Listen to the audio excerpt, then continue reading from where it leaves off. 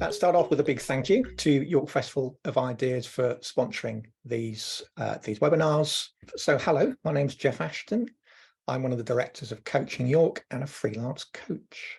And I'm Steve Gorton, and ditto. And a quick word about Coaching York, very quick word. We are an association of nearly 80 coaches. It's fluctuating a bit at the moment. That's round about where we are. Our ambition is to give more and more people the opportunity to experience coaching and to live its benefits. And those benefits are things like thinking more clearly and making better decisions, or just raising the quality of our thinking about things that are important to us. So when we're thinking about thinking, coaches help people understand better what's influencing their thinking.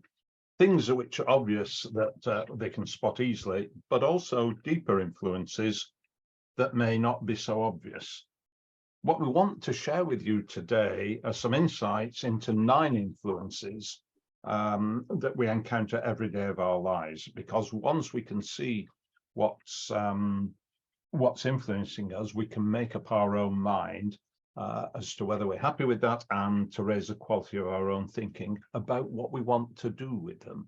And this could very well lead to better communication. So as you'll notice, Steve and I are reading from a script. That's to make sure we stick to time. Although if we're responding to comments from chat, then obviously we will ad-lib from there. Just to say, the information I'll be sharing is all publicly available. We'll make some links at the end of the session. So just to say, I came across these 9 influences in a previous career in a government department, where my last job had the title of Head of Employer Insight. And my job was working with employers to work out what made them want to do some of the things they wanted to do, or what might make them more inclined to do more of some of the things that public policymakers like ministers and civil servants might want them to do. So for example, I did some work looking at sole traders, entrepreneurs, which I'm now one. What would make them more inclined to hire an employee or an apprentice, which would increase the overall UK employment rate? That's the background from where Geoff is coming. We've got a story for you. And we'd like to start by inviting you to join us in a story about a coffee lover. And as we tell this story, we want you to imagine walking into your favorite coffee bar, or if you don't like coffee, think of some other drink and a place where you'd like to indulge in it. As we read this story, we invite you to look for the different ways in which the coffee lover is being influenced to do certain things. Geoff will read the story, which will take about 2 minutes. At the end of that, we'll ask you to put into chat anything you noticed about the way the coffee lover is being influenced. Is everyone ready? So, Geoff, over to you. As they say, are you sitting comfortably? I will begin. A coffee lover walks into his favourite coffee bar, which has a reputation for serving excellent coffee. He goes up to the bar to be greeted by the chief barista. He knows she's the top barista in the business because of her exclusive uniform and the calm authority she carries. "Cappuccino, please," says the customer. "Certainly, sir," she replies, radiating her best and most natural, relaxed smile. The barista points to a card next to the till with a photograph of a coffee farm. The card is on a plinth raised to the eye level of the customer. "We have an exclusive offer on at the moment," says the barista, "our signature single origin fair trade blend, and it's only 25p extra. The blend is only available till the end of the week. It's very popular. In fact, it's the most popular drink people are ordering at the moment. What would you like, sir? Medium or large?" The customer had come in looking for a small coffee, but he's intrigued by the signature blend. He's used to good coffee from here, and perhaps this blend will be even better.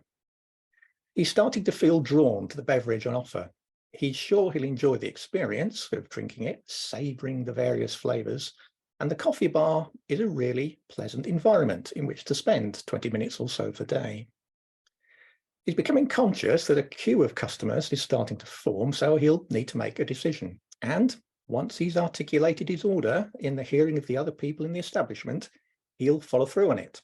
He is, after all, a man of his word. And why not? order a large drink. After all, that will say something about him as a coffee lover who really knows how to make the most of the experience of a top quality product in a high quality establishment.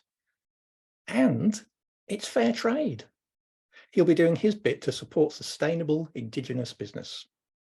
Large signature blend, says the customer. Both customer and barista smile. Win-win. So thanks for that story, Geoff. Now, for participants, can you all take a minute or two, please, to write in chat something you noticed that was influencing what the coffee-loving customer was doing then? So we'll give you a chance to type into chat for a minute before we move on. But Geoff, I take it you may well have been the coffee lover in the story. Well, I couldn't possibly say, although I will say, Steve, I never drink large cappuccino. I think that's a contradiction in terms, but small to medium, could be persuaded. Yeah. Okay, we look forward to your thoughts in chat about what influences might have been working on our coffee lover as he went in to that particular establishment. So please type away. And whilst you're thinking about these, you're no doubt linking to your own experiences in various establishments. What's going on here, Geoff? And what's it got to do with MINDSPACE and nudging? Well, I wrote this brief anecdote partly because I spend far too much time in coffee bars, but it is a way of introducing the 9 influences identified in the MINDSPACE concept. So if you've read the introduction to the webinar, MINDSPACE was developed by the Institute for Government to help public policymakers introduce more effective and enduring behavioural change. And it was influenced by the work of Richard Thaler and Sunstein and popularised in their successful book Nudge, hence Nudge Theory.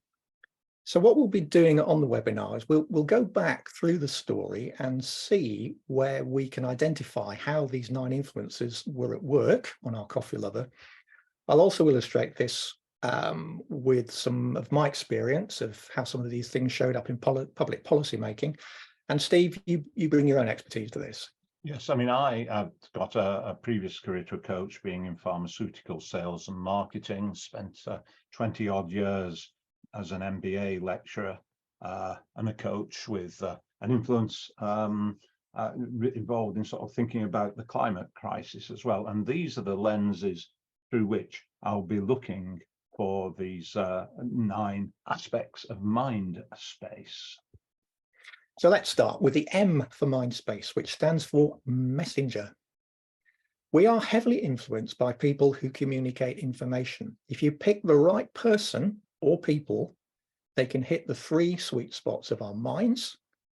What they say makes sense to us, our emotions, we feel a sense of connection with them, and our wills, we're inclined to do what they're asking of us. So in the story, we have a barista who communicates confidence by looking the part, and through her dress and demeanor makes an emotional connection, as someone has mentioned on the chat, through her winning smile. So Steve, when we're thinking about positive messengers, who or what comes to mind for you? I think one of the things we'll all have seen are celebs in adverts, and depending on your age and what you've watched over time, we could go back to Peter Kay in the John Smith Smooth adverts, though not a drink of beer that I would touch with a barge pole. Gary Lineker for crisps, topically given the non-important news of the last week compared to what's going on in the world. Until a few months ago, Philip Schofield was in WeBuyAnyCar.com and then got sacked because of the funeral queue jumping. Another influence, positive or negative, depending on how you look at it, could well be a certain Alexander de Pfeffel for Brexit. But who did you use in government, Geoff? So the one that immediately came to mind was when we were looking for a messenger to front a public policy campaign to encourage older people to take up their benefit entitlement to a means-tested benefit called pension credit. And this is a top up to the basic state pension, because the basic state pension ain't called basic for nothing. Anyway, we commissioned 3 research companies, this is fairly typical, to come up with a messenger to front the campaign, and 2 came up with For a Herd. And the research companies ran some focus groups to see whether the names they came up with were landing with people. And the consistent message was people felt that Thora was somebody they could trust. Messengers can be great if you pick the right messenger, but there can be risks. So what are the risks when you've got a public information campaign? Well, I'll be interested in your thoughts on this in the chat. But the obvious one for us with Thora was this: we could have recorded some TV, radio ads with her, got them ready, publication, distribution. But before they went out, she could have popped her clogs, being towards the end of her life rather than the beginning. And of course, nobody in their right mind would have tried to run a campaign around someone who just died. Well, happily for everybody, that didn't happen.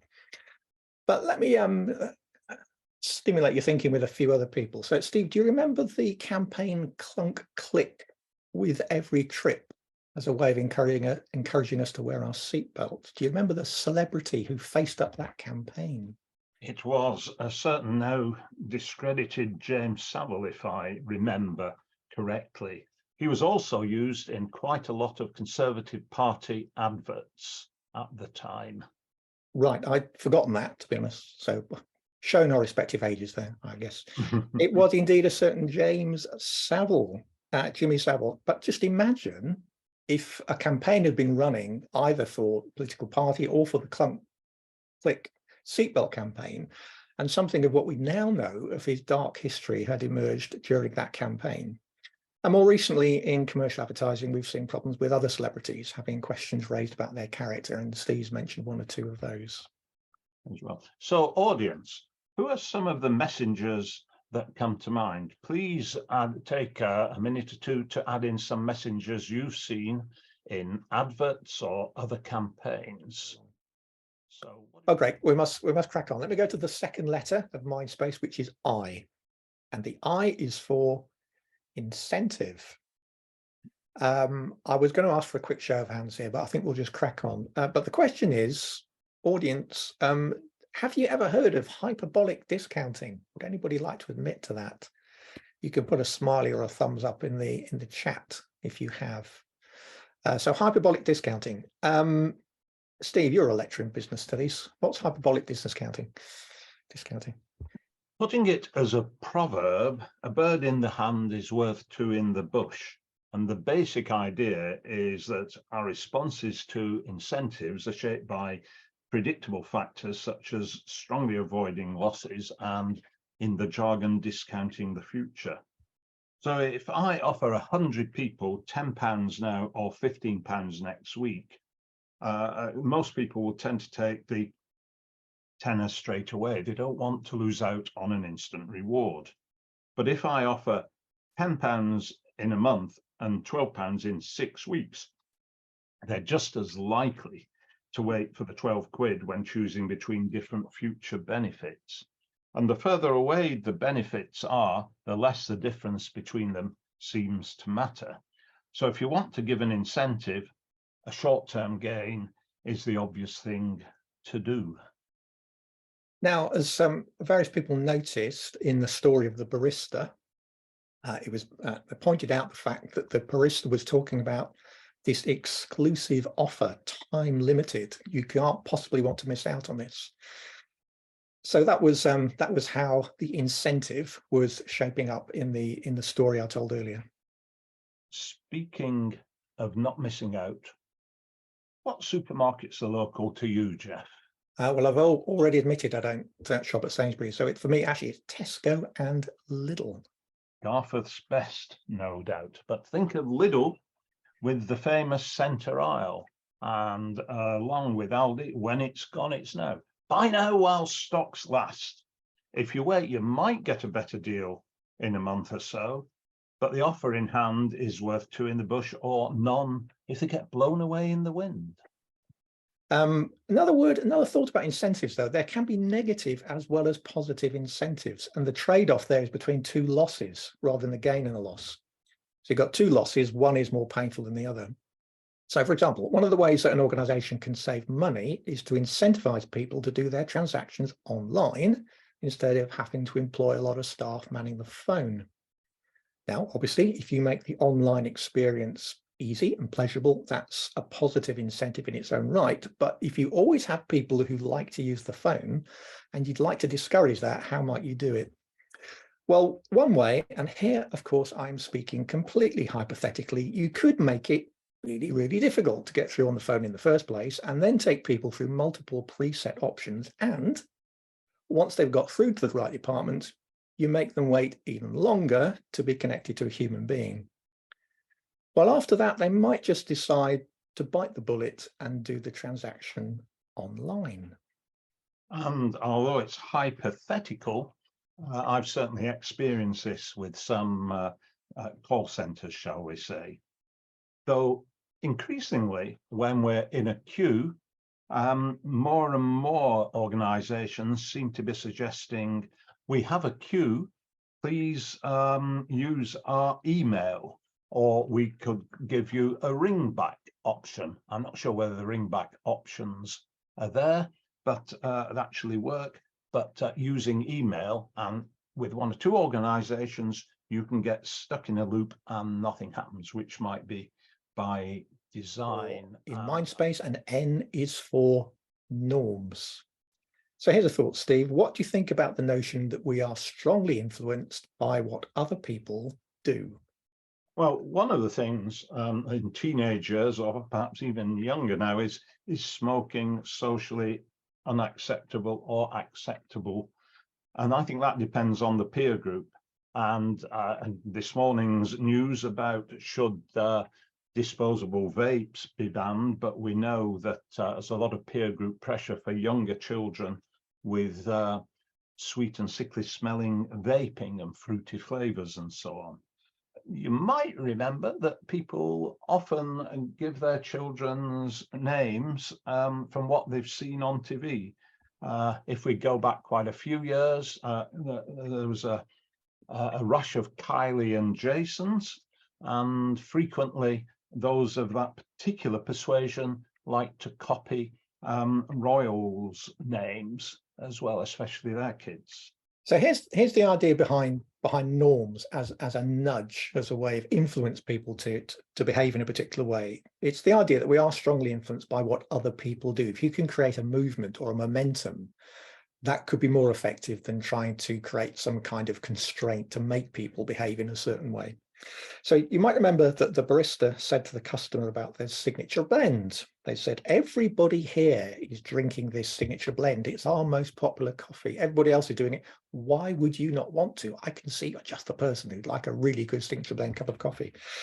So just a thought about how this works in ways that we may be familiar with, but are so familiar that we don't actually recognize it. If you were visiting from a foreign country, what social norms would you feel that you had to follow just by the fact that you were in England?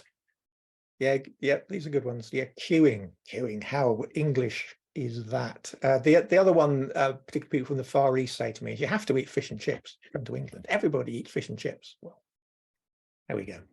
So there's a thought to ponder. You can just take this one away, or you can put the thought in if you want to. I just wondered if you think about the idea of establishing social norms. Is it getting harder?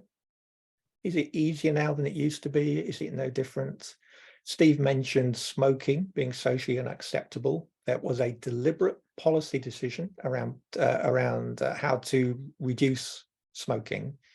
And one of the ideas behind that was if you make it socially acceptable, if you make it socially unacceptable to smoke, that will be even more powerful than other things you could do, like raising the money of cigarettes and such like. So, okay. So there was something I noticed today on the Google news feed about people in the States are getting upset where they're in supermarkets or other self checkout, which could be in some fast food restaurants, and the idea that one should tip even though it's self-serve.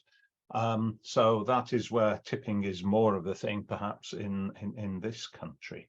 So we are moving now to the D of MINDSPACE. So what's the D for, Geoff? D is for default. And this was a big idea behind actually one of the most successful pieces of public policy I was ever involved with. So default takes us into the observation that we will tend to go with preset options. And a public policy example of this is around workplace pensions. So workplace pensions itself doesn't sound very exciting, but some of the nudges around it are really quite interesting. So here's some figures for you. In 2012, less than 5 out of 10 UK employees had a workplace pension. And whilst at the time some people had other provision for retirement, we were looking at, as a society, a large number of people who were saving little or nothing for when they finished work. Now, thinking about this in public policy terms, we could have found some messengers to promote the idea. It's good to save for a pension. We can create some financial incentives, but there is a huge problem with persuading someone in their 20s to think about what they'll be living off in their 60s. And as we all know, Steve, that problem is hyperbolic discounting. It is indeed. Got it in one. Pensions are deferred earnings. You earn it now, save it in the long term and invest it to spend it later.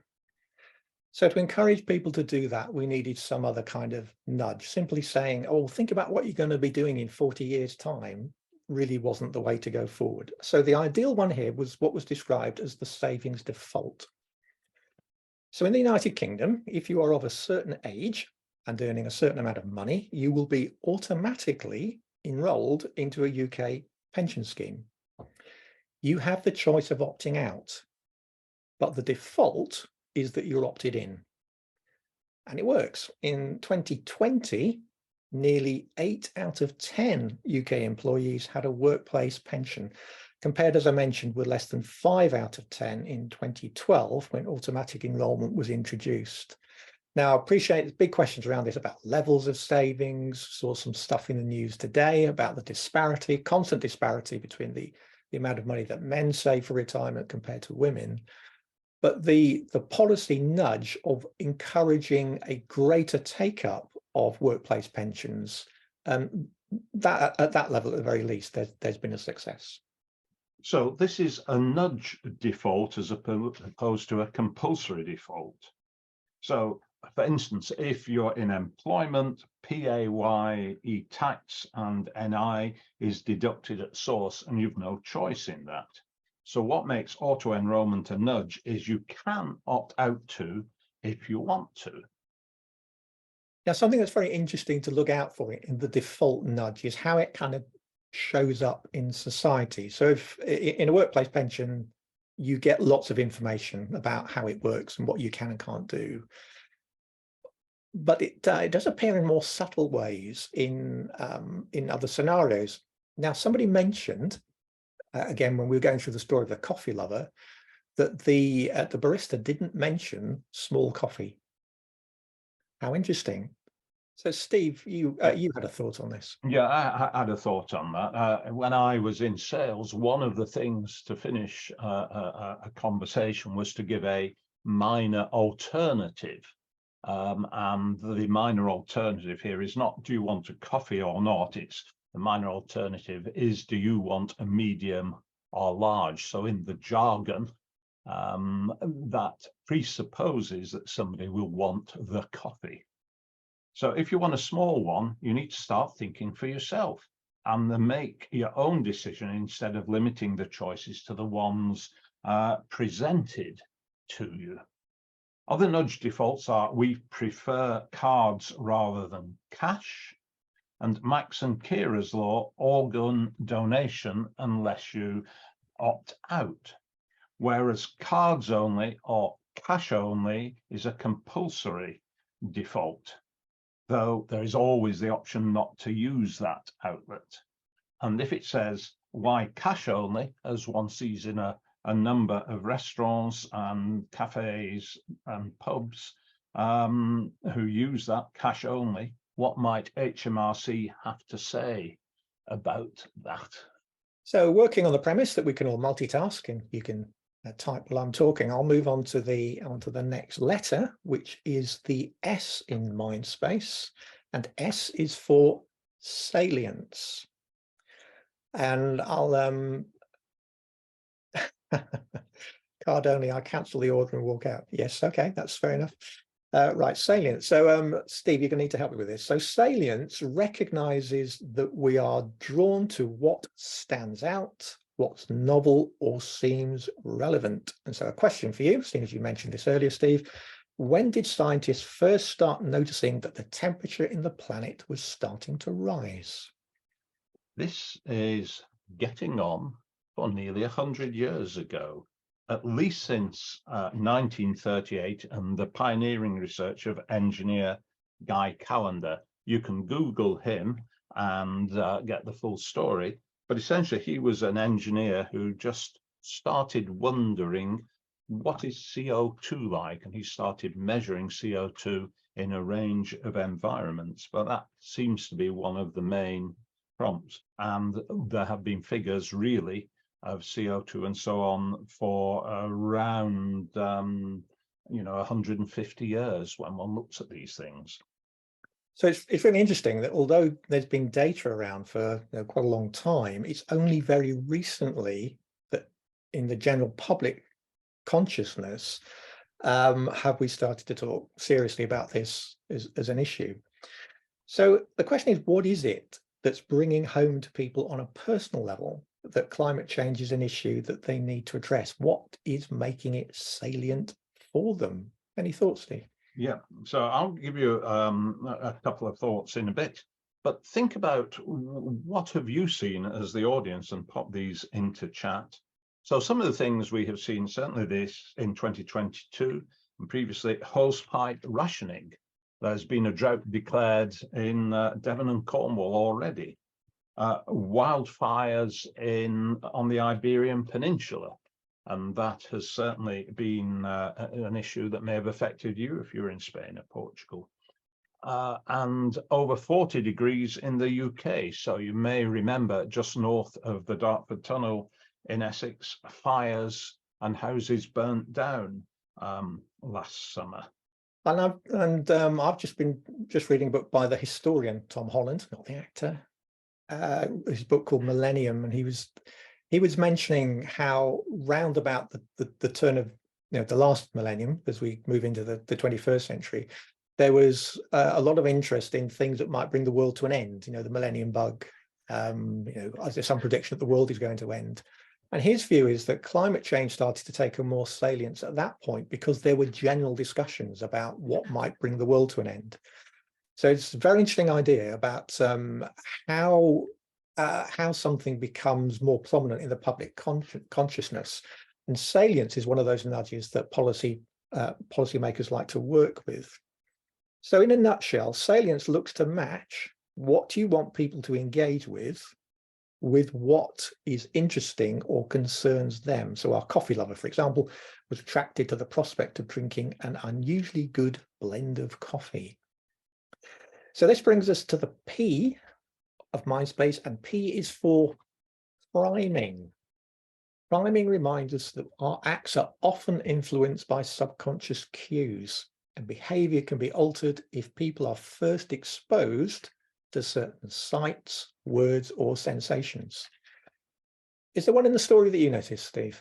Yeah, and so a number of our audience did the photo of the coffee at eye level to the customer. And we see this idea in supermarkets, for instance, end of aisle displays, and suppliers will pay for positioning at eye level as well. Big signs in Tesco saying club card offers in a slightly different color, I think yellow it is. And so that would draw your eye to it. And if you want one of those offers at the time, if that's what you're intending to buy, that could be really useful. You've been primed. I'll give you one example of this that is one of my favorite bits of research, actually. Is it was some people were divided into two groups to complete a questionnaire. So as far as they're concerned, they're all completing the same questionnaire, but in fact they weren't. Half the group were answering a set of questions asking about what they thought would be the experience of being old. And the other half answered questions about the experience of being young. And when both groups left the room, the group who answered the questions about being old walked out more slowly than the other group. Fascinating stuff. So moving on, Steve, how are you feeling about this webinar? Well, I think one of the things is, I think the examples from the audience and the learning from there as well. And I think, you know, one of the things is always interesting when we're reading from a script, but I think we seem to be doing it quite well. So I'm quite pleased about that. All right, so now we're going to move on to the A in MINDSPACE, and A is for affect.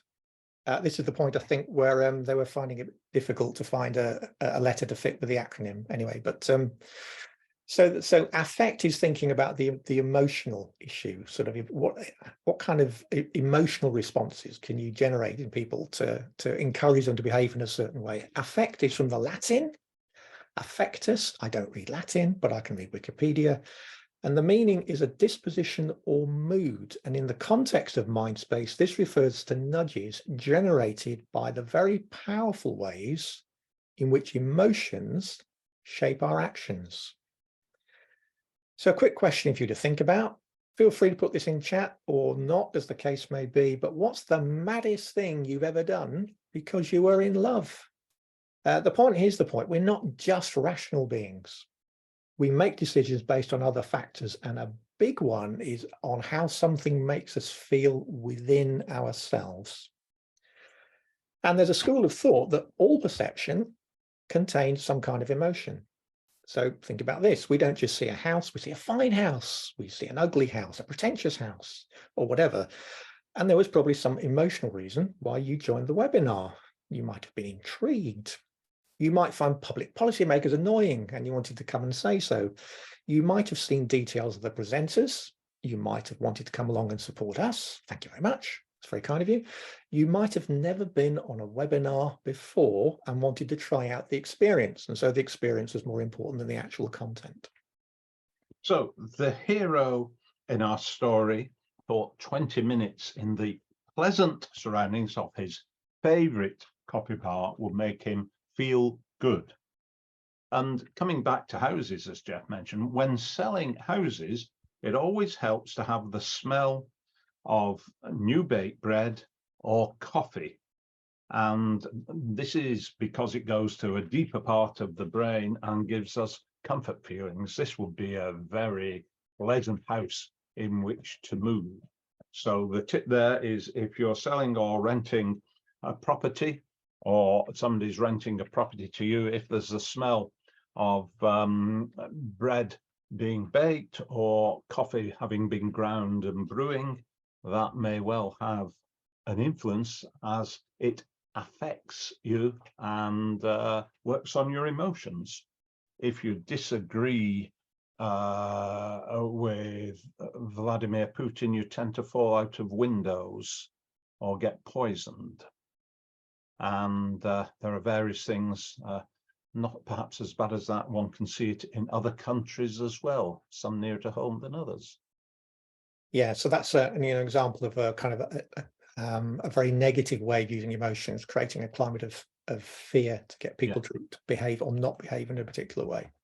All right, cute animals and adverts. Yes, I don't particularly have a favorite cute animal, but maybe I should look out for that a bit more. And the Andrex puppy could be one. The Andrex, yes, indeed.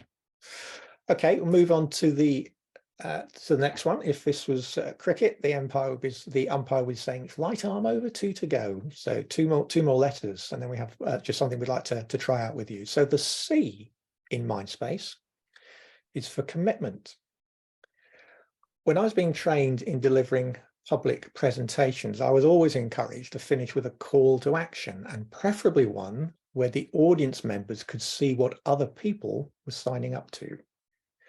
And MINDSPACE captures this concept with the word commitment, and it's the idea that we like to be consistent with our public promises and reciprocal acts.